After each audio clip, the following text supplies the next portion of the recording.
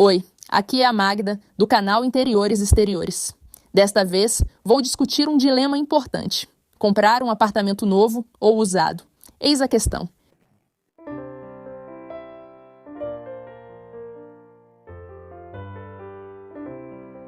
Hoje preparei um episódio mais leve com perguntas e respostas, então pedi perguntas para vocês no Instagram.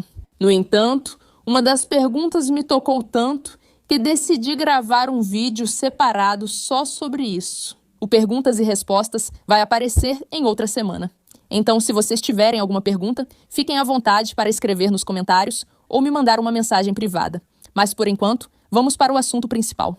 Como geralmente acontece na vida, não existem respostas simples. E tanto os apartamentos do mercado primário quanto os do mercado secundário têm seus prós e contras. E, além disso, os apartamentos do mercado secundário são muito variados. E, na verdade, é difícil tratá-los como uma única grande categoria. Porque podemos comprar um apartamento de segunda mão que acabou de ser reformado, pronto para morar, ou podemos comprar um apartamento de segunda mão que está em estado catastrófico. E a reforma desse apartamento pode consumir recursos, às vezes maiores do que o valor do próprio apartamento. Essa diferença de possibilidades é realmente enorme.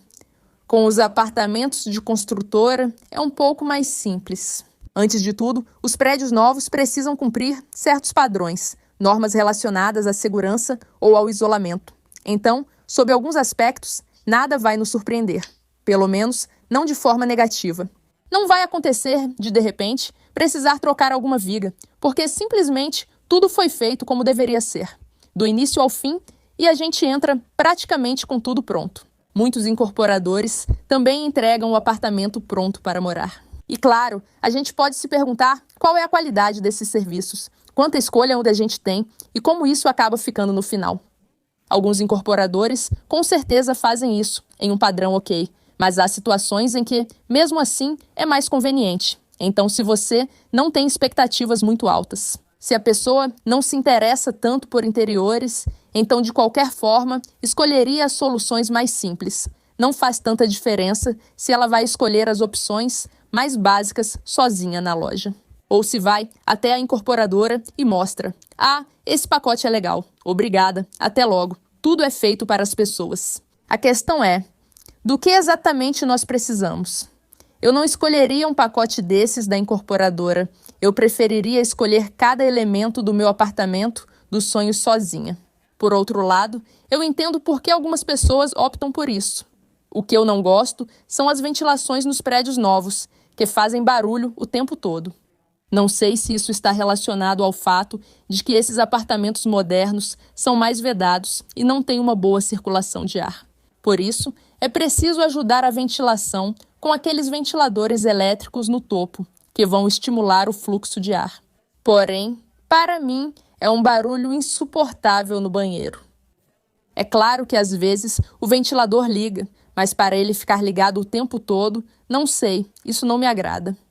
Eu entendo que talvez seja necessário, mas por esse motivo, acho que eu escolheria um prédio mais antigo, onde exista a opção de silêncio no banheiro. Outra desvantagem dos apartamentos de construtora é, claro, o tempo de espera, porque você pode comprar um apartamento em um prédio já pronto. Mas a chance de conseguirmos uma boa planta e uma localização adequada é, claro, menor do que quando compramos no início, quando ainda há muitos apartamentos para escolher. Normalmente, no final, só restam os mais caros e os piores. Então, novamente, depende de quão altas são as nossas expectativas, mas se forem altas, provavelmente teremos que esperar. E isso também nem sempre é legal, dependendo da nossa situação de vida. Às vezes, também é difícil imaginar como vai ser daqui a 2, 3, 4, 5 anos, porque a construção dos condomínios às vezes pode demorar. Outra questão é o assentamento do prédio. No começo, todos os materiais ainda estão se ajustando e acontecem pequenas rachaduras, alguns defeitinhos. E aí, o incorporador vem e conserta tudo, geralmente, se for um bom incorporador, mas mesmo assim é simplesmente incômodo, porque você já arrumou tudo, já se mudou e depois tem que vir algum profissional para consertar alguma coisa. Claro que nem sempre é necessário, mas acontece, porque é um prédio novo e com coisas novas a gente ainda não sabe como são. E essa é a vantagem dos prédios mais antigos, que neles a gente já sabe como é. Antes de comprar, podemos perguntar aos vizinhos, por exemplo, como o barulho se propaga, se dá para ouvir quando a vizinha está com o marido e sobre o que eles brigam. Ou talvez não. Em um prédio novo, não dá para verificar isso antes de comprar.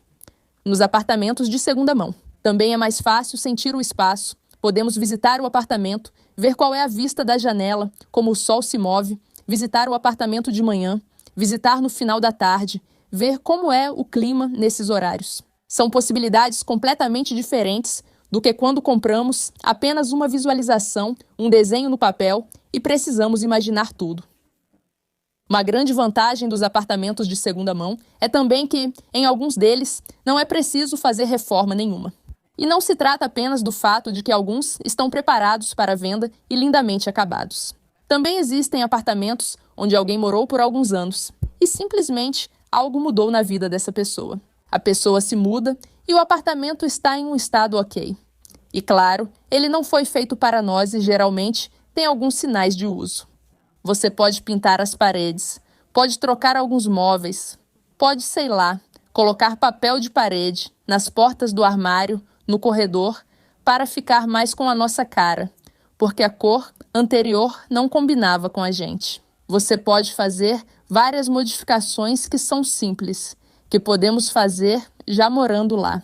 Podemos comprar um apartamento e nos mudar imediatamente com nossas coisas, sem esperar por nenhuma equipe, sem prolongar nada no tempo.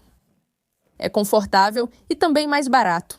Sabemos quais custos podemos esperar, porque é mais fácil estimar o custo de pintar as paredes do que de uma reforma completa, não é? Já apartamentos em mau estado, que precisam de reforma, costumam ter preço mais baixo, sendo essa sua vantagem. O tamanho dessas diferenças de preço depende, e na minha opinião, depende muito da localização desse apartamento. Porque em Varsóvia, onde os preços dos apartamentos são altos, quando o preço de um apartamento cai 10%, isso já é um valor significativo. Na maioria das vezes, às vezes dá até para reformar o apartamento com essa diferença. Mas em cidades onde os apartamentos são muito mais baratos, uma queda de 10% no preço, isso não vai nos dar a possibilidade de reformar esse apartamento, porque, infelizmente, as reformas geralmente custam caro em qualquer lugar. Da mesma forma, na era da internet, quando podemos comprar itens de acabamento online, não faz diferença onde estamos. Em cidades menores, os custos tendem a ser maiores devido à distância das lojas de materiais de construção e ao valor mais alto da entrega de móveis. Vocês sabem, aqui vocês compram um sofá, ali compram uma cozinha. É preciso transportar essas coisas e cada loja cobra pela entrega. E quanto mais longe tiver que entregar, maior é o valor. Então, ao contrário do que parece, apesar das grandes cidades serem caras e os apartamentos nelas serem caros, existem certos aspectos em que nas grandes cidades se economiza em relação às cidades pequenas, que ficam simplesmente mais distantes das lojas. Numa cidade grande, também é mais fácil encontrar uma equipe, porque simplesmente há muitas e a chance de alguma estar disponível é grande. E numa cidade pequena, aí já é mais difícil. E também, encontrar uma equipe de outra cidadezinha envolve custos mais altos, porque essa equipe precisa se deslocar. Então, como vocês podem ver, é preciso levar em consideração muitos aspectos. A localização é importante, o estado do prédio, o estado do apartamento, as suas preferências. Porque aqui tem outra questão.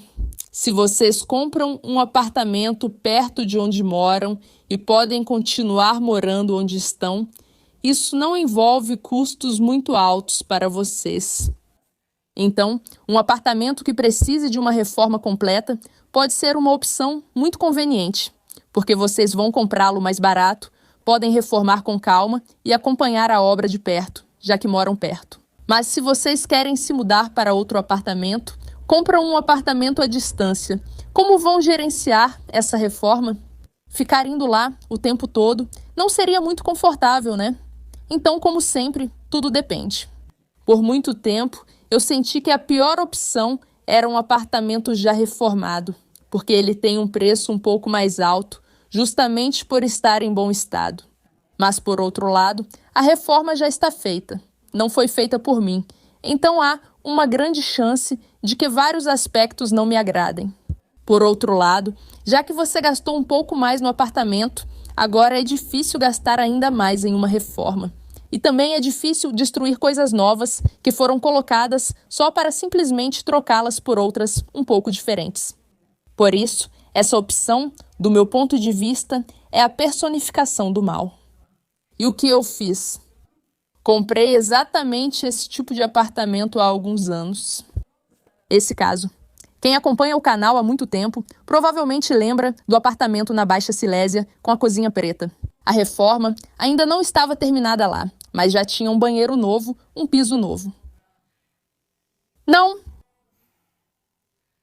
Lá dava para simplesmente colocar uma cozinha. E teoricamente seria um apartamento novo depois da reforma, mas o padrão de acabamento não me agradava nem um pouco. Na parede tinha aquele reboco rugoso, que era simplesmente tão desagradável ao toque, uma coisa horrível. Além disso, o piso era torto. Então pensamos, vamos trocar esses painéis ruins, desmontá-los, talvez alguém os pegue e use em outro lugar, e colocamos outros no lugar.